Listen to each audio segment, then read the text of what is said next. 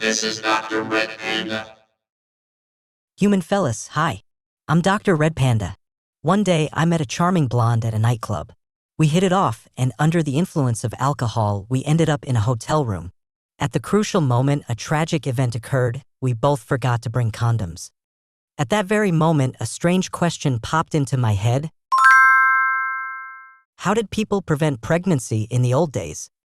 Let's turn our attention to Egypt, one of the oldest civilizations in the world with a history spanning nearly 7,500 years. When it comes to exploring contraceptive methods, the ancient Egyptians were quite innovative. In one of the earliest known papyrus documents, they introduced a contraceptive suppository that raised eyebrows. The recipe called for a mixture of crocodile dung and fermented dough shaped into a strip resembling cotton and inserted into the vagina and cervix to prevent sperm from reaching the uterus. Honestly, I think it might be wiser to abstain from intimate activities rather than resorting to such a peculiar practice of inserting crocodile dung into one's body.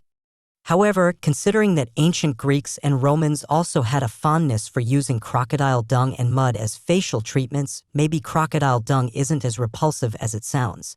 Nevertheless, the strong odor and difficulty in obtaining the raw material posed challenges. In the end, the use of crocodile dung as a contraceptive suppository remained limited to the pages of historical records without widespread adoption in ancient Egypt.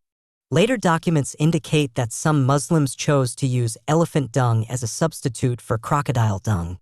Until the 13th century, elephant dung remained an important topical contraceptive for them. Modern scholars have analyzed these two contraceptive recipes, and the results are quite intriguing. Elephant dung is acidic, effectively killing sperm, which are weakly alkaline and thus has good contraceptive properties. On the other hand, crocodile dung is alkaline, which can improve the acidic environment inside the vagina and actually favor sperm survival. If the ancient Egyptians had known that their invented contraceptive suppository was actually a fertility aid cotton strip, their emotions would probably have been quite unsettled. In addition, another remarkable contraceptive method is recorded in an Egyptian manuscript from the 19th century BCE.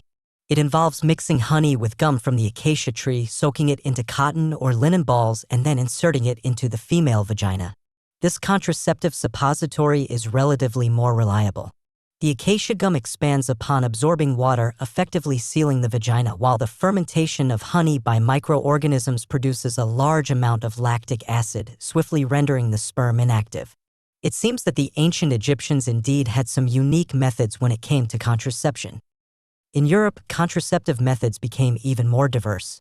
Many literary works depict the amorous escapades of the Romans, their high frequency of extramarital affairs, and scenes of openly proposing to sex workers, indirectly reflecting the advanced level of contraception in ancient Rome.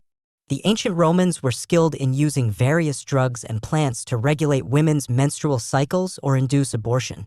One of the most famous examples is silphium, a plant used by the Romans as a spice and made into perfumes. It was believed to have medical properties, such as treating coughs, sore throats, fevers, and digestive issues, and was even reputed to have contraceptive effects. Silphium was considered a miraculous herb and held significant economic value. This plant was native to the grasslands of Cyrenaica, and there were 4 attempts to cultivate it in other regions, but all of them failed. By the 1st century AD, the value of silphium even surpassed that of silver of equal weight, but it was soon driven to extinction due to the excessive consumption by the fervent ancient Romans. Although silphium became extinct, it found eternal life in another form. The current symbol of love, the heart shape, may have originated from silphium. During the time when silphium was highly valued, the countries that minted silver coins depicted silphium on them. Some of the Cyrenaic coins that have been unearthed resemble a heart shape, as silphium was believed to have aphrodisiac effects suitable for consumption before and after sexual activity. The seed pod of silphium transformed into the shape of a heart, becoming a symbol of love. In addition to silphium, the ancient Romans also used other plants for contraception, such as ferns, mint, sage, mustard, and others. These plants could affect women's hormone levels or stimulate the uterus to achieve contraceptive or abortive effects. However, these plants also had certain side effects and risks, and their reliability was not guaranteed. In the 1st century BC, a brilliant ancient Roman scholar came up with a method for achieving 100% contraception effectiveness. His idea was to tackle the issue at its root by reducing desire as a means of birth control. I must say, this method is truly ingenious and unexpected. He suggested using rat dung as a salve to be applied on the body or smearing the blood of lice from wild black bulls on the lower abdomen. Well, imagine this. You bump into someone of the opposite gender, emitting an unpleasant odor and sporting a massive bloodstain down below. Talk about the ultimate contraceptive method. My reaction? Probably a swift moonwalk in the opposite direction, setting a new record for the backward hustle. Move over, traditional birth control, we've got a new MVP. In the 4th century AD, the ancient Greeks, after observing patterns over time, gradually discovered the concept of the rhythm method for contraception. This idea remains popular today and revolves around the understanding that women are most fertile a few days before and after ovulation, while the period in between is considered less fertile. Compared to the somewhat reliable methods mentioned earlier, the solutions adopted in medieval Europe were purely based on superstition. For instance, some believed in holding a willow branch during intercourse or wearing testicles of a bull or a weasel around the neck. However, in 1564, Italian physician Gabriele Falloppio invented a linen sheath that had medicinal properties, which is considered the earliest form of a condom in the world. Interestingly, Falloppio claimed that his invention was primarily aimed at preventing diseases, with contraception being a secondary benefit. This explanation demonstrates a delicate balance between emotional intelligence and survival instincts. In traditional European beliefs, contraception was viewed as vulgar and impure. However, at the same time, syphilis was spreading across Europe and changing people's perception of condoms became essential to saving the lives of thousands. It's fascinating to note that apart from his role as a medical practitioner, Gabriele Falloppio was also a poet. He creatively incorporated his invention of the condom and its usage methods into his epic narrative poem Syphilis, or the French Disease, which created a strong impact at the time.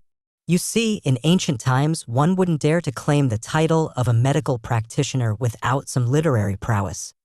After discussing the contraceptive methods in ancient Egypt and ancient Europe, let us now turn our attention to Asia. In the Chinese classic Qin Gong Yiwen, it is documented that if the emperor did not wish for his concubines to bear children, eunuchs would perform a unique massage on them to ensure that the emperor's semen would not stay within their bodies. Apart from massage, another similar method is acupuncture contraception. Sun Simiao, revered as the king of Chinese medicine, proposed in the Qian Jin Yaofang that acupuncture on the Sherman acupoint of women could disrupt the blood vessels around the uterus, leading to infertility. In addition to acupuncture, the use of Chinese herbal medicine is also an important method of contraception in China. For example, concubines in the palace could take musk or use saffron to clean their private parts for contraception. Even in modern Chinese medicine, it is believed that the consumption of saffron may cause miscarriage. In ancient China, among the common people, the madams in brothels would create a terrifying contraceptive potion to assist women in contraception. This potion consisted of small amounts of mercury, arsenic, or brucine, which not only terminated the development of the fetus but also caused severe harm to the woman's body. Strictly speaking, this cannot be considered contraception, but rather a method of killing. It may be one of the most dangerous drugs in the world. In addition to the aforementioned methods, Chinese people also used fish swim bladders to create contraceptive sheaths. However, due to the extremely complicated process involved in preparing fish swim bladders, it was generally only affordable for wealthy families. In addition, in Asia, ancient Japanese people also created contraceptive sheaths. Unlike China, they did not use the softer material of fish swim bladders. Instead, they carved the shape of the male genitalia using materials such as tortoiseshell and ox horn for their contraceptive sheaths. In terms of thickness, Japanese contraceptive sheaths were very thin, but due to the use of rigid ox horn material, they may have been less comfortable to use. Observing the exquisite craftsmanship and realistic texture in these carvings, I cannot help but admire the ancient Japanese people's emphasis on the production process. Compared to modern methods, ancient contraceptive methods did indeed have their limitations. It was not until the 17th century that Dr. Condom in England invented the modern contraceptive sheath. He used the blind gut of a small lamb to create the sheath. The lamb gut was cut to the appropriate length, dried, and then softened with grease and bran until it became a thin rubber-like material. However, after the invention of latex condoms in 1883, the lamb gut condoms gradually became replaced, and the story of modern rubber condoms began. Modern rubber condoms have indeed brought us a lot of convenience. Well-known brands such as Durex, Trojan, and Okamoto are manufacturers of rubber condoms. Through streaming media advertisements, clever marketing strategies, and captivating copywriting, they have successfully embedded the concept of condoms into our everyday language, giving it multiple meanings. Condoms are not only a contraceptive product but also a hygiene and lifestyle item, and sometimes even a form of entertainment. Many experienced individuals also make jokes or references to condoms in their discussions about relationships and experiences.